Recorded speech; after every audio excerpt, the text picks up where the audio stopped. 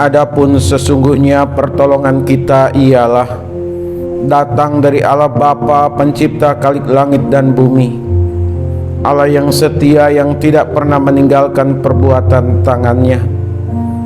Turunlah atas kita sekalian damai sejahtera dari Tuhan Yesus Kristus melalui pertolongan Roh Kudus. Amin.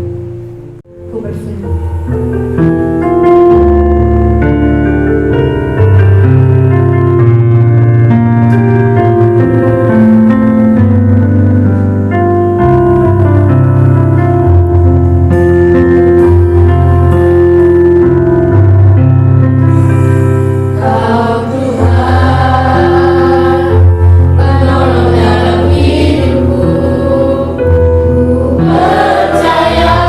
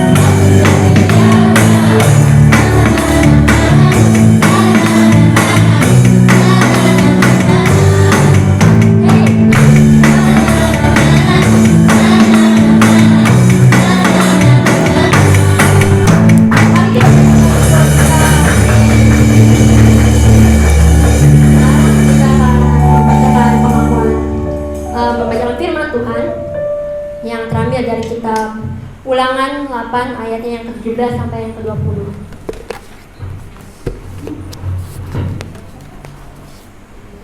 Ulangan ayat 8 17 sampai 20. Ulangan 18 ayat yang ke-17 sampai 20.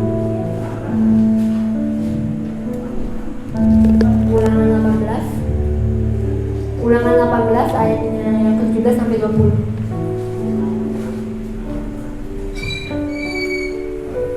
Mari untuk menghormati firman Tuhan kita berdiri. Mari kita membacakannya secara bersama-sama. 1, 2, 3. Lalu berkatalah Tuhan kepadaku, apa yang dikatakan kepadamu itu baik. Orang nabi akan bangkit dari mereka. Seperti engkau ini, aku akan menaruh firman-Ku dalam mulutnya, dan ia akan mengatakan kepadanya segala orang yang tidak mendengarkan segala firman-Ku dan akan berjalan hidup dengan aku, daripadanya akan menuntut Amin. Kita masih tetap berdiri, kita akan membacakan pengakuan iman rasuli secara bersama-sama. 1, 2, 3. Aku percaya kepada Allah, Bapa yang Maha Kuasa, Khalik langit dan bumi, dan kepada Yesus Kristus Anaknya yang tunggal Tuhan kita, yang dikandung daripada Roh Kudus, lahir dari Maria, yang menderita sengsara di bawah pimpinan Pontius Pilatus, disalibkan, mati dan dikuburkan, turun ke dalam kejahatan, pada hari ketiga bangkit pula dari antara kamu, naik ke surga, di sebelah kanan Allah, Bapa yang Maha Kuasa, dan dari sana dia akan datang untuk menghakimi orang yang hidup dan yang mati. Aku percaya kepada Roh Kudus, gereja Kristen, peristiwa Maha Kudus, pengampunan dosa, dan pembangkitan lagi dan hidup kekal. Amin. Jemaat bisa angkuh dulu. Nah, sebentar lagi kita akan mendengarkan firman Tuhan yang akan dibawakan oleh pendeta Paran. Tapi sebelum itu kita akan mengangkat satu pujian Allah Peduli.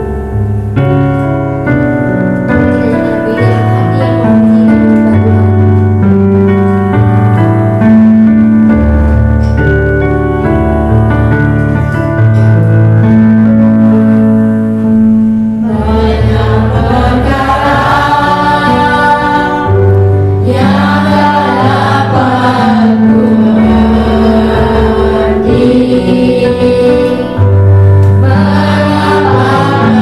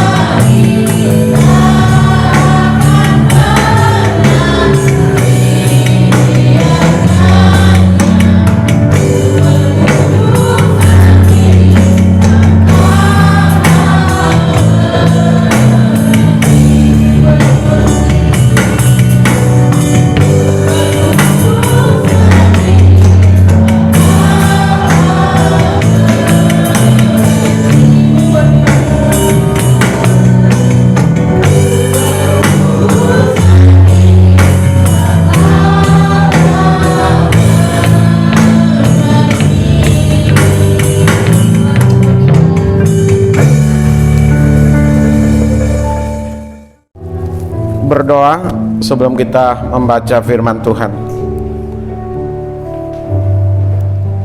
Kami bersyukur Tuhan untuk pagi hari ini, karena setiap kami dimungkinkan hadir, baik yang hadir untuk melayani, yang hadir di dalam beribadah, yang hadir melayani dan beribadah. Kami mau bersama-sama kembali membaca dan merenungkan firman-Mu. Kami punya keterbatasan, oleh karenanya kami berharap Roh Kudus menerangi hati dan pikiran kami, supaya apa yang kami baca, apa yang diperdengarkan kepada kami mengerti dengan baik dan kami lakukan di dalam kehidupan ini. Terima kasih banyak Bapa di sorga. Urapilah hamba-Mu, sehingga kehadiran hamba menjadi tidak sia-sia. Di dalam nama Tuhan Yesus kami berdoa bersyukur. Haleluya. Amin. Baik, kita membaca firman Tuhan yang diambil dari Yohanes pasalnya yang ke-21. Masih dalam peristiwa penampakan, ya, Tuhan Yesus kepada para murid.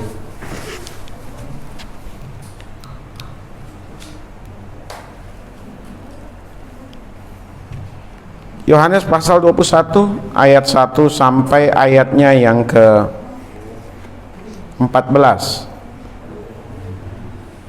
Jika sudah menemukan ayat ini, sidang jemaat kita akan membaca secara bergantian. Saya akan memulai dengan perikop Yesus menampakkan diri kepada murid-muridnya di pantai Danau Tiberias.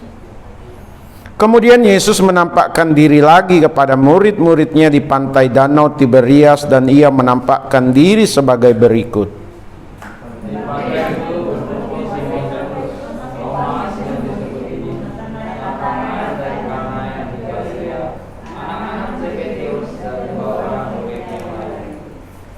Kata Simon Petrus kepada mereka, "Aku pergi menangkap ikan." Kata mereka kepadanya, "Kami pergi juga dengan engkau." Mereka berangkat lalu naik ke perahu, tetapi malam itu mereka tidak menangkap apa-apa.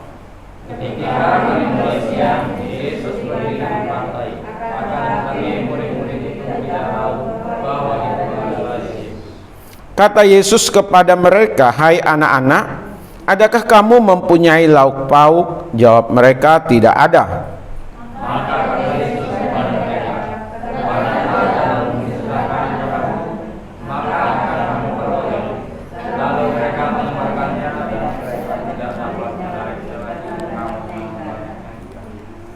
Maka murid yang dikasihi Yesus itu berkata kepada Petrus, "Itu Tuhan."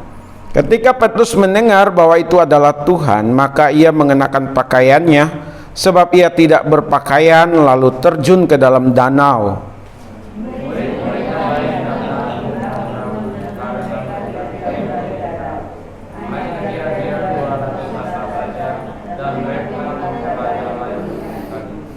Ketika mereka tiba di darat, mereka melihat api arang dan di atasnya ikan dan roti.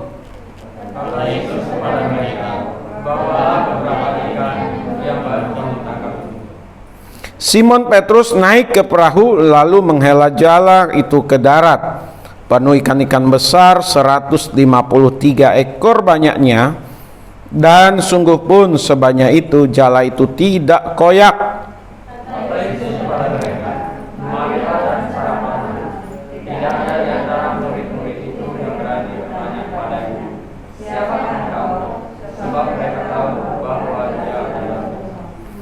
Yesus maju ke depan, mengambil roti dan memberikannya kepada mereka. Demikian juga ikan itu.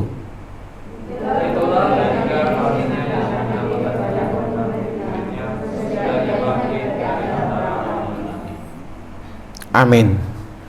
Sidang jemaat yang dikasihi oleh Tuhan, ini berulang-ulang kita baca dan berulang-ulang pula kita renungkan bersama, tapi tidak pernah bosan untuk menggali, melihat kedalaman dari perikop yang baru kita baca. Kisah di mana untuk yang ketiga kalinya, untuk yang ketiga kalinya Tuhan Yesus menampakkan diri kepada para murid setelah peristiwa kebangkitan. Dan dalam penampakannya ini tidak bisa langsung atau serta-merta bisa dikenali, karena wajah Yesus kadang berubah setelah peristiwa kebangkitan dari antara orang mati. Misalnya pada saat dua orang menuju Emmaus, mereka berjalan bersama dengan Tuhan Yesus, namun mereka tidak mengenalinya, bahwa yang berjalan bersama-sama dengan mereka ini adalah Yesus. Lalu pada saat hadir dalam peristiwa di pantai danau Tiberias ini, para murid yang lain juga tidak bisa mengenali, padahal mereka sudah bersama-sama 3 tahun lebih. Seharusnya paling tidak mereka mengenali suaranya. Hanya satu orang yang bisa mengenali, yaitu murid yang paling dikasihi Yesus, begitu. Dialah yang mengatakan bahwa itu adalah Tuhan. Lalu Petrus yang tidak mengenakan pakaian atau baju segera terjun mengenakan pakaian dan segera terjun ke sungai, ke danau itu untuk menemui Yesus. Nah, peristiwa perjumpaan di danau Tiberias ini diawali oleh karena Petrus menginginkan ada makanan, ada lauk pauk, hal yang wajar karena mereka adalah seorang nelayan. Profesi mereka ini adalah nelayan, jadi wajar saja mereka untuk kembali menangkap ikan, apakah untuk dimakan sendiri atau dijual atau dibagi-bagi. Tetapi apa daya, usaha mereka menjadi sia-sia malam itu. Dan bukankah juga banyak orang dalam berusaha, dalam bekerja sama seperti para murid ini, kadang tidak sesuai dengan apa yang diharapkan. Tapi kita melihat di sini, di tengah-tengah ketiadaan mendapatkan hasil, Tuhan tetap hadir, Tuhan tetap ada. Dalam kehadiran Tuhan disitulah Tuhan meminta kepada mereka yang sudah siap berkemas kembali untuk pulang setelah sepanjang malam bekerja tanpa hasil. Tuhan Yesus meminta mereka untuk menebarkan sekali lagi jalannya ke sebelah kanan. Kurang apa sih sebenarnya? Tidak ada yang kurang dari para murid ini. Mereka sudah pasti tahu titik-titik terdalam yang dangkal, di mana banyak ikan, di mana tidak ada ikan. Kiri kanan, depan belakang, sepanjang malam itu mereka sudah berusaha. Tapi karena yang memerintahkan adalah Yesus, mereka menunjukkan ketaatannya. Dan setelah mereka lemparkan jala itu, mereka hampir tidak kuat untuk menarik jalanya. Karena apa? Karena penuh dengan ikan sebanyak 153 ekor ikannya. Singkat ceritanya itu rupanya mereka, para murid ini sudah disiapkan bara api, roti dan juga ikan. Sekalipun Tuhan Yesus sempat meminta adakah lauk pauk, karena tidak ada. Dan setelah dapat ikan itu pun juga dibakar juga gitu ya. Saya pakai istilah juga, dibakar juga. Tapi yang menarik, roti dan ikan sudah tersaji dan itu diberikan oleh Yesus kepada mereka. Nah, ini penampakan untuk yang ketiga kali. Apa makna di balik peristiwa ini, sidang jemaat? Saya memberi tema yaitu Yesus Kristus dan kehidupan kita. Yesus Kristus dan kehidupan kita. Kehidupan para murid masa lalu dan juga kehidupan para murid masa kini, yaitu kita yang percaya kepadanya. Dalam menjalani kehidupan ini, Yesus Kristus yang harus kita ingat, yang pertama Yesus Kristus hadir dalam setiap kehidupan kita. Amin. Ayatnya yang keempat itu, baik dalam keadaan susah maupun dalam keadaan senang, baik dalam keadaan berhasil berusaha bekerja maupun saat sedang nol hasilnya. Ya, Bapak Ibu coba perhatikan bagaimana para murid ini. Awalnya mereka tidak disertai oleh Tuhan, karena Tuhan Yesus tidak ada bersama-sama dengan mereka pada saat mereka sedang berkumpul dan menuju Danau Tiberias. Setelah mereka ada di sana dan semuanya serba sulit, semuanya serba tidak ada, Tuhan Yesus hadir. Jadi Bapak Ibu sidang jemaat, jangan pernah kita berpikir dalam kehidupan ini bahwa Tuhan tidak pernah akan hadir dalam kehidupan kita. Kita memang harus terus berjuang, kita memang harus terus berusaha. Apa saja kita lakukan, apa saja kita usahakan, apapun kita doakan. Ya, boleh saja orang menghakimi, sah-sah saja orang menghakimi kita, mengata-ngatai kita, seolah-olah Tuhan tidak hadir dalam kehidupan kita. Karena sekian lama kita berusaha, sekian lama kita bekerja, sekian lama kita melayani, kita merasakan dan orang lain melihat, katakanlah seperti itu, kita seperti tidak disertai Tuhan. Tuhan sepertinya tidak hadir dalam kehidupan kita. Ya, karena salah satu ciri orang yang disertai Tuhan yaitu seperti Yusuf itu. Ya kan begitu Bapak Ibu. Yusuf itu disertai Tuhan. Dia selalu saja menemukan jalan keluar begitu ya. Selalu berhasil gitu dalam kehidupannya sampai berada di puncak tertentu di dalam tatanan pemerintahan di Mesir. Apa yang diusahakan, dikerjakan selalu berhasil.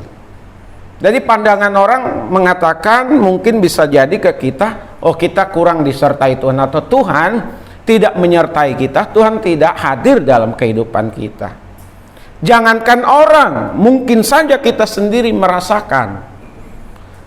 Kita sendiri yang membuat pola, kita sendiri yang berpikir bahwa Tuhan tidak hadir dalam kehidupan yang kita jalani, dalam kehidupan keluarga kita. Jangan sampai Bapak Ibu ada di antara kita yang berpikir bahwa Tuhan tidak pernah hadir dalam hidup kita. Jangan pernah ada. Sekalipun kehidupan kita belum sesukses orang lain, belum seberhasil orang lain, belum sebahagia orang lain, belum sesehat orang lain, belum lebih tinggi tingkatannya dari kita. Diri kita tidak lebih baik dari orang lain, maksud saya begitu. Tapi mari harus ada dalam diri kita pemahaman dalam diri kita bahwa Yesus selalu akan hadir. Amin. Yesus Kristus selalu akan hadir dalam kehidupan Bapak Ibu, dalam kehidupan keluarga kita, dalam kehidupan berjemaat bergereja di gereja kita. Ya. Jangan pernah berpikir bahwa Yesus hanya ada hadir di gereja yang besar-besar. Makanya saya setuju dengan pendapat salah satu jemaat, datang ke gereja jangan cari berkat, tapi cari Tuhan. Amin. Cari Tuhan. Benar, kalau kita cari Tuhan, kehadiran Tuhan, berkat-berkat yang lain itu kecil Bapak Ibu. Tinggal sejauh mana Bapak Ibu dan saya mengimaninya. Sejauh mana kita jujur dan taat kepada Tuhan, sama seperti para murid ini. Adakah lauk pauk? Tuhan bertanya kepada mereka. Tidak ada. Mereka jujur Bapak Ibu. Saat mereka jujur, Tuhan memberikan jalan keluar. Nanti bagian yang kedua itu. Jujur dan mereka taat. Jadi anak-anak muda, remaja-remaja, yakinlah bahwa Tuhan Yesus akan selalu hadir dalam hidupmu. Amin. Sekalipun mungkin orang lain berkata, ya, bisa jadi juga orang lain tidak hanya sekedar berkata merendahkan, menghina kita, tetapi juga sudah mengenakar dan mengukur kita. Percayalah, Tuhan tetap hadir. bersama-sama dalam kehidupan kita. Amin. Tetapi dia tidak hanya hadir di ayat yang keempat tadi, bicara kehadiran Tuhan. Dia juga akan memberikan solusi, memberikan jalan keluar di dalam kehidupan kita pada saat kita diperhadapkan dengan keadaan-keadaan yang sulit, di luar kemampuan kita. Ini bagian yang kedua, sidang jemaat. Kalau yang pertama tadi Yesus Kristus hadir dalam kehidupan kita, ayat yang keempat. Yang kedua ini ayat yang keenam, bahwa Yesus Kristus memberikan jalan keluar dalam kehidupan kita. Jangan pernah menyerah, jangan pernah takut, jangan pernah khawatir, jangan pernah berkata saya susah, saya miskin, Bapak Ibu. Jangan pernah berkata anak-anak, saya ini orang tidak mampu dari segi ekonomi, saya tidak mampu dalam hal bekerja, dalam hal belajar. Jangan. Kita punya Tuhan yang hidup, amin. Kita punya Tuhan yang berkuasa. Tuhan izinkan kita mengalami masa-masa sulit, masa-masa sukar, bisa jadi 1 bulan, 1 tahun, 5 tahun, 10 tahun. Ingat, tidak selamanya kita ada dalam keterburukan, amin. Tuhan izinkan itu. Kalau kita dalam kesusahan, kalau kita dalam kemiskinan, Tuhan pasti bukakan jalan. Tuhan akan berikan jalan keluar.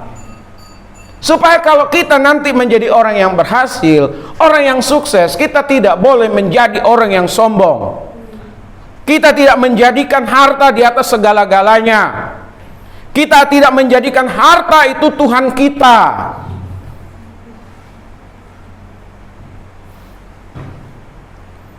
Bapak Ibu, kemarin saat kita kunjungan ke tempat Pak Yohanes, saya sempat cerita, ya tanggap-tanggapan begitu ya. Zamannya Pak Paran masih muda itu kurus, ya, kurus kerempeng, makanya nggak ada yang naksir. Ikat pinggang di ukuran 27,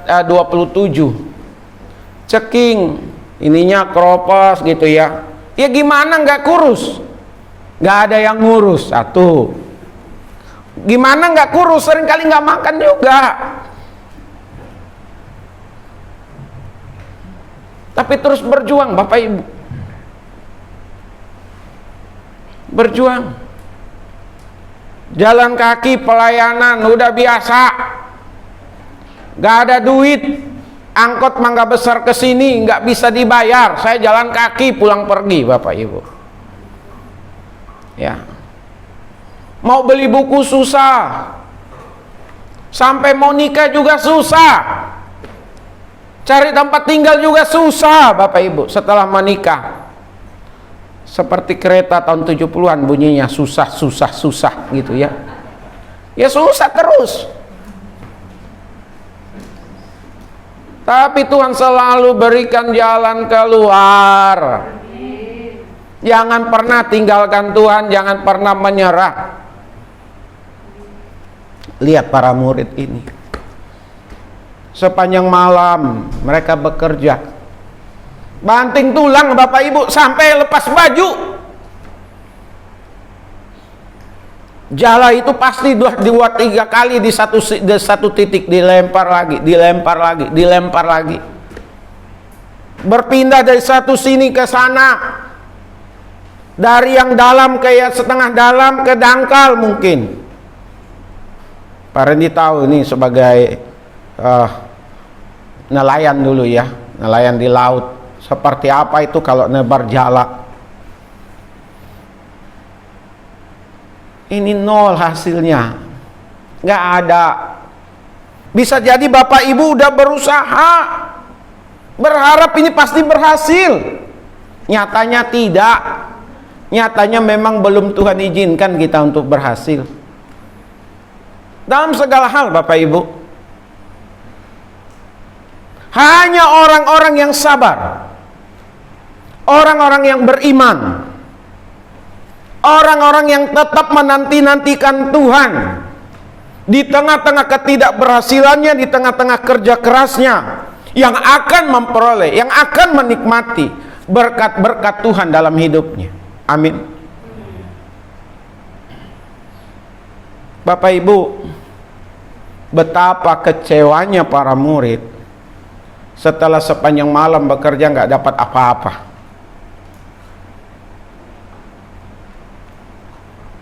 Kedinginan, lapar, udah pasti.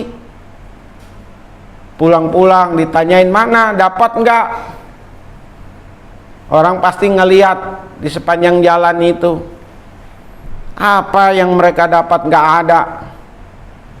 Yang dibawa adalah pakaian kotor dan pukatnya begitu kan. Tapi lihatlah, Tuhan Yesus tidak membiarkan para murid. Tuhan Yesus memberikan solusi yang keluar. Lemparkan jala itu ke sebelah kanan. Diperlukan ketaatan. Amin. Taat. Yang penting kita taat saja. Amin. Taat. Taat dan taat kepada Tuhan. Pasti. Itu ada jemaat kita. Ya. Gak apa-apa saya ambil cerita ini karena menarik. Tapi saya mau sampaikan jemaat kita ini jemaat yang sungguh-sungguh beriman kepada Tuhan. Taat kepada Tuhan. Ngontrak 2 tempat. Dikasih kulkas, listrik dimatikan. Ya. Tidur dempet-dempetan. Anak-anak masih kecil. Kalau lewat, tetangganya bilang itu bos yang lewat, orang kaya yang lewat. Padahal masih ngontrak. Karena ada yang bilang orang kaya lewat, ya diamini saja. Kita suka berkunjung, saya suka berkunjung dulu di kontrakannya. Karena ketaatan kepada Tuhan, tidak pernah menyerah. Amin. Udah punya rumah, bukan 1 lagi, 2. Anak-anak bisa dibesarkan di tempat yang lebih baik. Dalam hal pergaulan, anak-anak juga bekerja dan kuliah. Ini membuktikan apa Bapak Ibu? Tuhan hadir. Amin. Tuhan tidak tutup mata atas kehidupan kita. Orang boleh mencibir, orang boleh tidak mengaku kita saudaranya. Tapi kan kalau udah sukses, udah berhasil, yang bukan saudara pun ngaku-ngaku saudara, kan begitu ya. Tapi saat susah, saat tenggelam dalam keterpurukan, mana ada. Jadi Bapak Ibu, Yesus Kristus akan memberikan jalan keluar saat Bapak Ibu dan saya mengalami masalah. Ya Bapak Ibu, waktu ini pengalaman iman ya. Waktu anak 1 kami mengalami juga yang namanya kekurangan Bapak Ibu. Benar. Tapi setelah anak 3 ini, gak pernah anak-anak itu kekurangan makanan. Saya ulang ya Bapak Ibu, waktu anak 1, bahkan belum punya anak, saya sama Mama Debbie itu, kami ada dalam kekurangan. Tapi justru setelah punya anak 3 ini, kami tidak pernah ada dalam kekurangan itu, dari segi makanan. Kenapa saya mau katakan begitu? Bapak Ibu, kami itu pernah gadaikan handphone. Apa kami cerita kepada sidang jemaat kami nggak ada uang? Ada nggak Bapak Ibu? Pernah nggak kami datang ke majelis, Pak, minta uang dulu dong untuk beli beras? Ke Bapak Ibu nggak pernah. Apa yang masih ada? Handphone tipe 6070 kalau tidak salah, Nokia ya Mama Debbie ya. Ya mudah-mudahan Mama Debbie nggak malu lah saya cerita seperti ini. Ya, ini pengalaman iman. Itu Nokia kita gadaikan itu ke tanah pasir. Karena seminggu atau 3 hari lagi baru mau akan gajian. Handphonenya itu kita gadaikan hanya untuk beli beras. Pengalaman Bapak Ibu. Mungkin orang lain tidak percaya, tapi kami sudah mengalami. Saya sudah merasakan bagaimana hidup susah. Tetapi berkali-kali juga Tuhan selalu memberikan jalan keluar. Itu yang membuat saya tangguh dalam menjalani pengembalaan Bapak Ibu. Dan menjalani kehidupan sebagai guru di sekolah bersama dengan istri. Jalani. Kalau Bapak Ibu hari ini mengalami masa-masa sulit, masa-masa susah, berarti Tuhan izinkan itu. Yang penting Bapak Ibu tidak pernah menyerah. Amin. Taat aja lah. Apa yang Tuhan minta, apa yang Tuhan mau, ikuti. Sekali lagi hanya orang-orang yang taat, orang-orang yang beriman, orang-orang yang sabar, yang akan melihat, yang akan mengalami pertolongan Tuhan.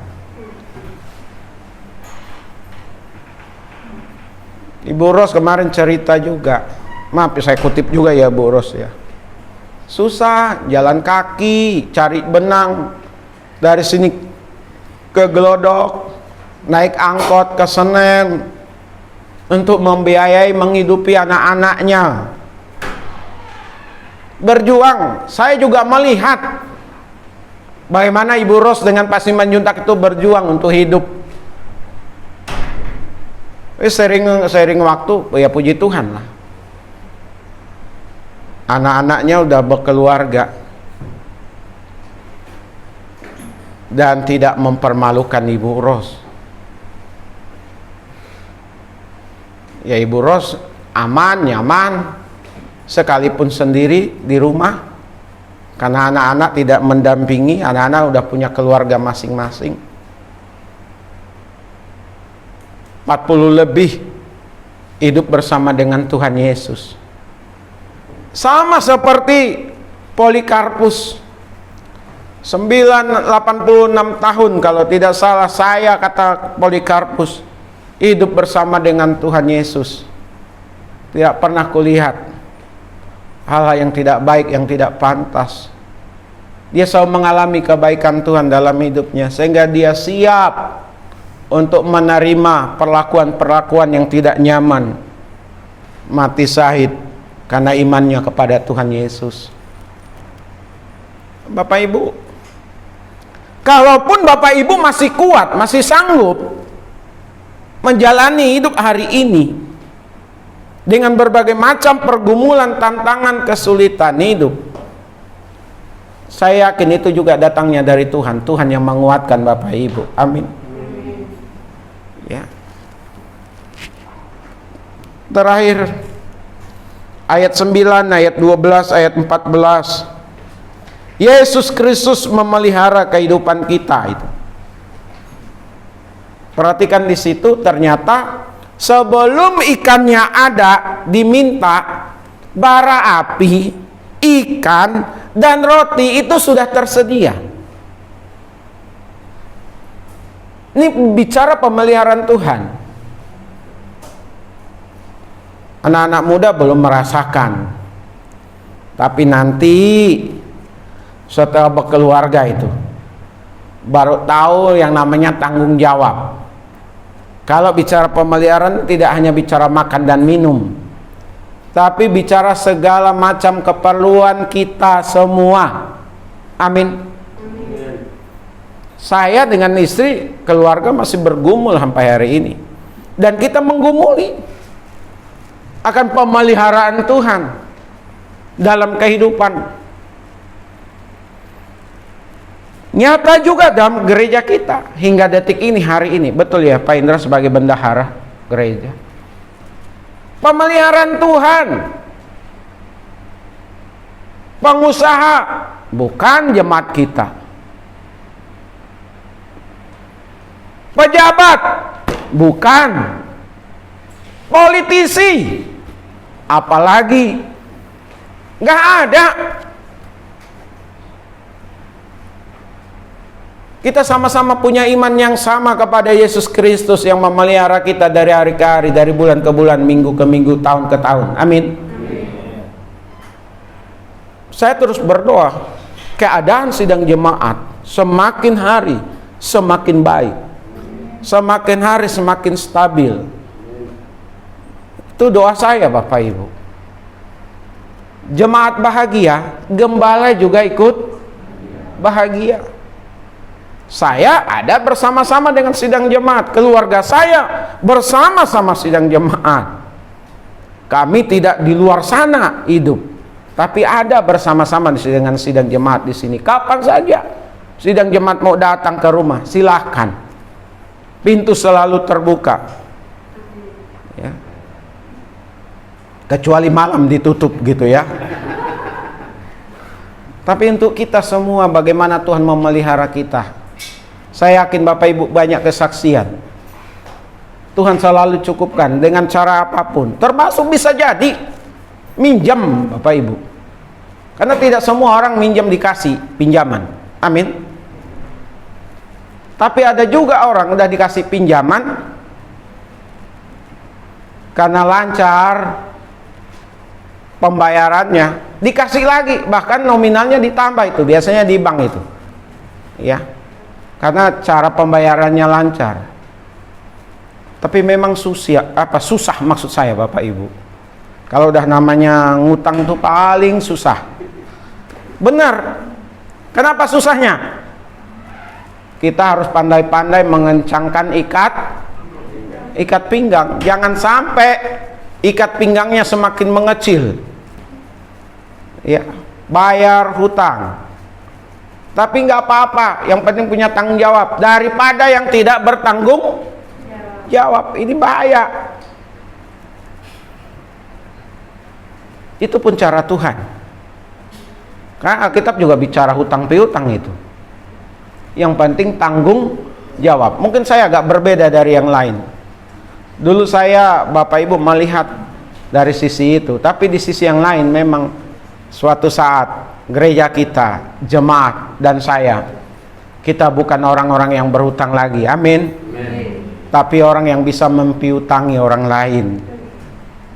Di WA saya itu terlalu banyak WA yang masuk, Bapak Ibu.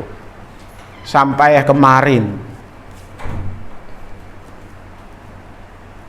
pinjam, kasih dulu berapa dong.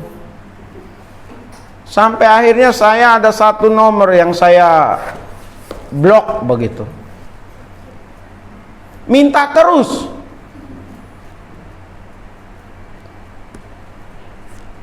Dikasih minta, dikasih minta. Dikasih minta.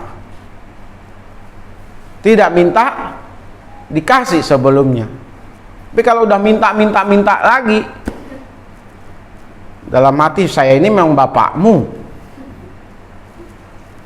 Jadi kasar Pak Yohanes.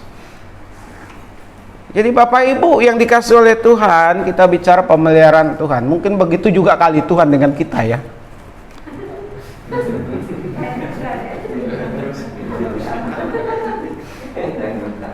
Minta terus kan gitu kan. Tapi bagian lain kan mengatakan, daripada pusing katanya, dia kasih aja lah. Daripada dia datang lagi. Ada kan begitu kan? Ya, gak kasih ngambek, ngancam. Tapi giliran ditagih dia lebih galak. Kan ada yang begitu ya, ngajak berantem. Tapi jemaat GKRI tidaklah. Amin. Kita jujur apa adanya. Karena Tuhan berbaik hati kepada kita. Sampai hari ini kita dipelihara Tuhan. Tapi pada saat Bapak Ibu dan saya kekurangan, kita membutuhkan, mari kita terus berharap kepada Tuhan. Amin. Datang ke gereja berharap sama Tuhan, jangan sama gembala. Berharaplah kepada Tuhan, jangan kepada para majelis. Berharaplah kepada Tuhan Yesus, jangan kepada jemaat, Kalau berharap ke gereja, ke majelis, ke gembala, ke sesama jemaat, bukan di sini tempatnya. Amin. Tapi puji Tuhan, udah berapa tahun ini, ya 4-5 tahun ini, gereja kita aman, Bapak Ibu. Aman. Nggak lagi didatangi, nggak lagi minta, iya, nggak lagi, Bapak Ibu. Aman. Saya tahun-tahun pertama sampai berapa tahun yang lalu, datang lagi. Kebaikan kadang-kadang dimanfaatkan. Tapi kalau kita tidak kasih, di mana kasih kita? Itu yang sulit, Bapak Ibu juga kan gitu. Tapi di sisi yang lain kita juga harus mendidik. Tapi udahlah, jalanin aja Bapak Ibu. Kita punya Tuhan yang sanggup memelihara kita. Amin. Jangan ada sidang jemaat di perempatan jalan. Pakai apa Bapak Ibu?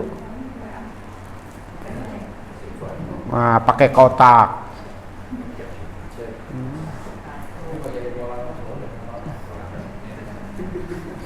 Kenapa Pak? Ya, kalau di perempatan jalan jadi polisi untuk ngatur lalu lintas boleh. Tapi kalau nilangin orang jangan. Ya. Jadi polisi yang baik. Sidang jemaat kalau jadi polisi anaknya didik supaya jadi polisi yang baik. Amin. Jadi tentara yang baik. Jadi hakim yang baik. Jadi guru yang baik. Kalau PNS yang baik. Amin. Jadi swasta yang baik. Kalau kita yakin Tuhan pemelihara hidup kita, kita nggak bakal macam-macam. Amin. Kita tidak akan melakukan kejahatan. Kita tidak akan mengambil barang orang. Kita tidak akan melakukan berbagai cara dan usaha untuk memperkaya diri supaya kita makin kaya dan tidak berkekurangan. Orang lain biar makin miskin, makin susah. Enggak, bukan pemahaman kita yang seperti itu. Amin. Karena Tuhan memelihara kita. Dia ada dalam kehidupan kita. Kita tetap di jalurnya Tuhan. Jadi bicara, percayalah bahwa Yesus Kristus ada dalam kehidupan kita. Dia selalu hadir, dia memberikan solusi dan dia memelihara kita. Kita harus katakan amin. Amin sidang jemaat. Amin. Tuhan memberkati kita semuanya. Kita berdoa.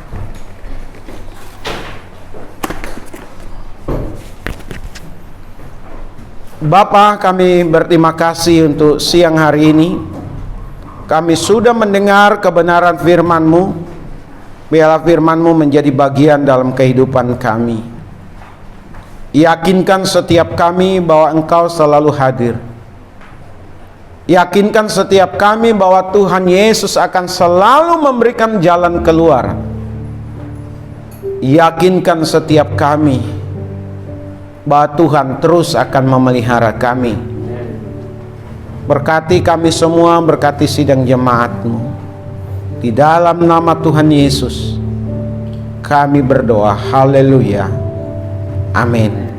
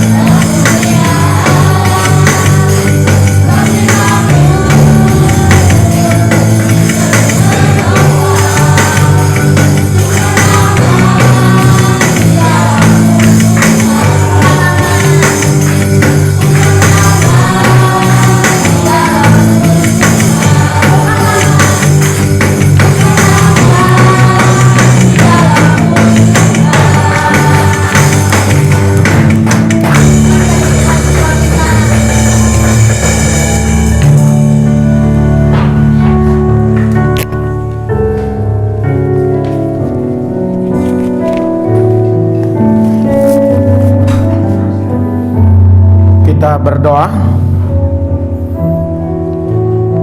Terima kasih Tuhan Yesus untuk kehadiran-Mu di tengah-tengah kami dalam ibadah ini. Terima kasih untuk pengurapan yang baru yang Tuhan berikan kepada setiap kami yang terlibat dan melibatkan diri dalam pelayanan. Terima kasih untuk kesetiaan sidang jemaat-Mu yang dari minggu ke minggu boleh selalu hadir memberi diri untuk diisi oleh kebenaran firman Tuhan, memberi diri sepenuhnya kepada Tuhan. Dan biarlah ibadah kami yang kami lakukan hari ini berkenan kepadamu. Kami berdoa untuk firman Tuhan yang sudah ditaburkan, biarlah mendapatkan tempat dan bertumbuh dalam diri setiap kami.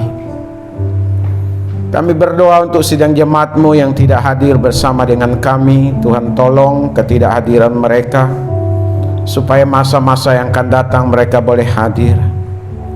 Mereka memiliki iman yang kokoh, yang kuat sama seperti kami. Karenanya yang sakit Tuhan jamah, Tuhan sembuhkan, seperti anak Pak Ateng yang kami dengar juga masih terbaring sakit. Pemulihan datang daripada Tuhan. Biarlah anak Pak Ateng ini boleh sembuh, diberkati setiap obat dan makanan minuman yang masuk ke tubuhnya. Kami juga bersyukur ya Tuhan Yesus untuk Pak Tony yang tadi sempat kami khawatirkan bersama-sama, tetapi akhirnya dalam pertolongan Tuhan sesuai dengan doa dan harapan kami, alatnya itu rupanya harus tertinggal di rumah. Dan terima kasih untuk Pak Apris dan Samuel yang juga disertai Tuhan menuju kembali ke gereja ini. Kami terus berdoa untuk sidang jemaat Tuhan yang usia lanjut, seperti Pak Canyang dan juga Ibu Yekti dan Ibu Ros. Tuhan tolong supaya mereka ini terus ditopang Tuhan, dipelihara Tuhan, dijaga Tuhan. Untuk anak-anak kami pertaruhkan sepenuhnya ke dalam tangan kasih kuasa-Mu. Berikan pemahaman, pola pikir yang baik, karakter yang baik kepada anak-anak kami ya Tuhan. Apa yang kami ajarkan, apa yang kami beritahu, kiranya mereka dengar dengan baik, sehingga anak-anak kami tidak hanya menyenangkan orang-orang di sekitarnya, sesama manusia, tapi lebih lagi menyukakan hati Tuhan. Kami rindukan lewat gereja ini lahir generasi-generasi yang takut akan Tuhan, yang menjadi berkat bagi banyak orang, yang dapat mengangkat martabat atau harkat keluarga. Tolonglah ya Tuhan, tolonglah ya Tuhan.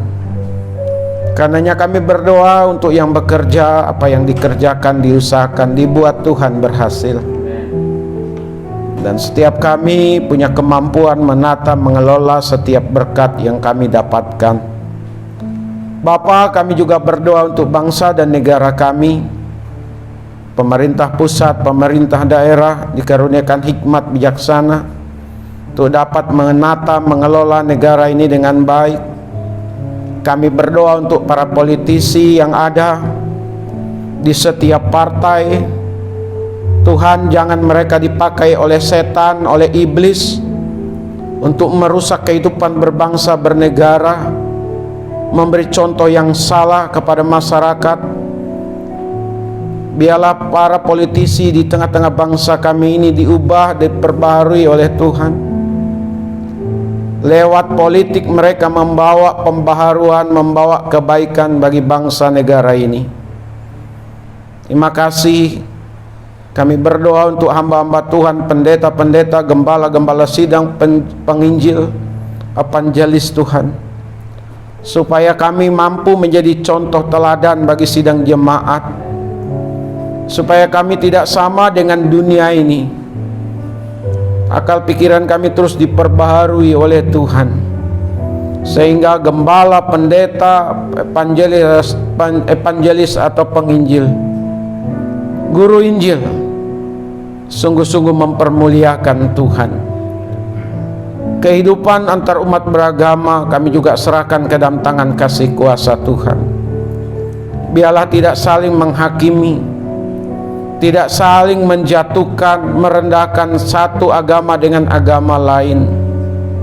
Kami berdoa Tuhan Yesus, supaya keadaan bangsa kami tetap menjadi baik, tidak terseret ke arus yang salah, terutama dalam hal beragama, fanatik agama. Terima kasih, sebentar kami mau pulang, kami mau tinggalkan tempat ini. Kami serahkan sepenuhnya diri kami, keluarga kami sepanjang minggu ini ke dalam tangan kasih kuasa Tuhan. Di dalam nama Tuhan Yesus, dalam nama Tuhan Yesus kami berdoa. Mari kita bersama-sama mengucapkan doa Bapa kami. Bapa kami yang di sorga, dikuduskanlah namamu. Datanglah kerajaan-Mu, jadilah kehendak-Mu di bumi seperti di sorga. Berilah kami pada hari ini makanan kami yang secukupnya, dan ampunilah akan kesalahan kami seperti kami juga mengampuni orang yang bersalah kepada kami. Dan janganlah membawa kami ke dalam pencobaan, tetapi lepaskanlah kami daripada yang jahat. Karena Engkau yang punya kerajaan dan kuasa dan kemuliaan sampai selama-lamanya.